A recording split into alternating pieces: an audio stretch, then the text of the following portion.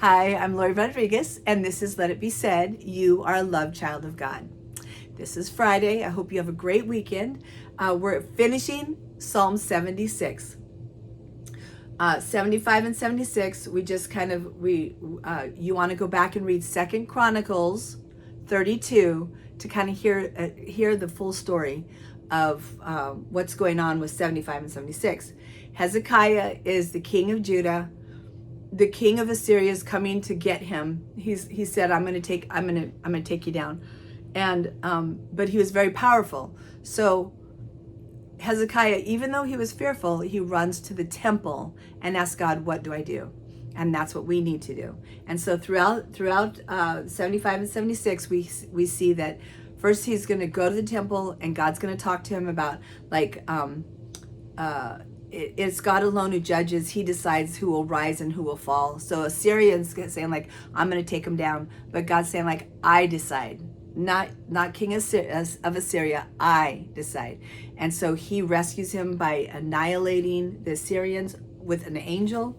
The almighty, powerful hand of God. He can do it all on his own. When we have our problems, we need to go to God first and then allow the supernatural to take place as we submit to what God has. So we're in the last part of 76, and it says, human defense only enhances your glory, for you use it as a weapon. When people are defensive and saying there is no God, or I'm going to take down the Christians, or I'm going to pull out, lies about people of God. And he says, human defenses only enhance my glory, for he uses it for his weapon. He will use it just as he annihilated the Assyrians that were camped against Judah. God will annihilate anyone who's coming against you as you submit to him. Make vows to the Lord your God and keep them. Don't make a vow if you're not going to keep them. There's some very serious consequences when we don't keep the vows to God. So I'm very serious when I make a vow, I'm going to keep it, or I'm not going to make a vow. So be very cautious in that. Let everyone bring tribute to the awesome God.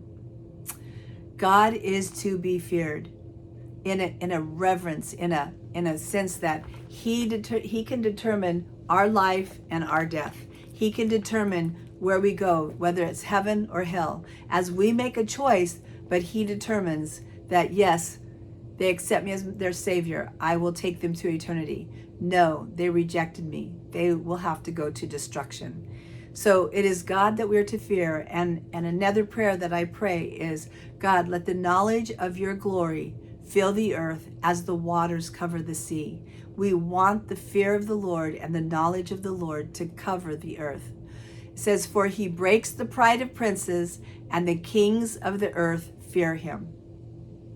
This is so important to realize that as we go to God, there can't be a greater warrior that will help you and work with you and lift you up greater than what God will do.